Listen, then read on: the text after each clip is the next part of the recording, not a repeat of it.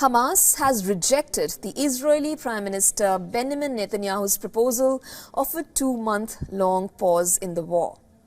Well, the militant group has refused the deal till permanent ceasefire is agreed upon. So what's next here? Well, mediators, Qatar, Egypt and the United States are making efforts to convince Hamas for at least a month-long truce and a partial hostage release, which will then be followed by an end to the war. However, Hamas is expressing doubt, seeking guarantees for a permanent ceasefire before the release of hostages. Now, Israel's proposal is part of a multi-phase deal by Prime Minister Benjamin Netanyahu that includes the release of all remaining captives. Qatari and Egyptian mediators conveyed the terms of the truce to Hamas. Israel's proposals comes amid mounting domestic pressure on the country's wartime government to bring the Hamas-held hostages home. The government is also facing an internal rift over its handling of the war in Gaza. As per reports, the truce deal could take place in stages. It will first see the release of women and men over 60 years of age and require medical assistance. The next stage will involve the release of Israeli soldiers, civilians and bodies of the dead captives.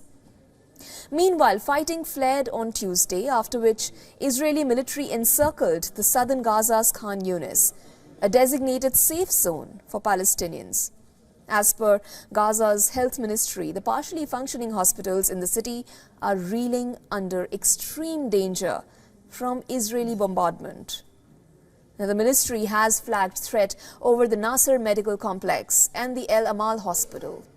On Tuesday, Palestinian and Israeli ambassadors to the UN clashed over the issue of the ceasefire.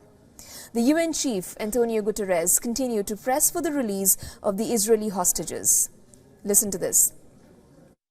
There are only two paths ahead.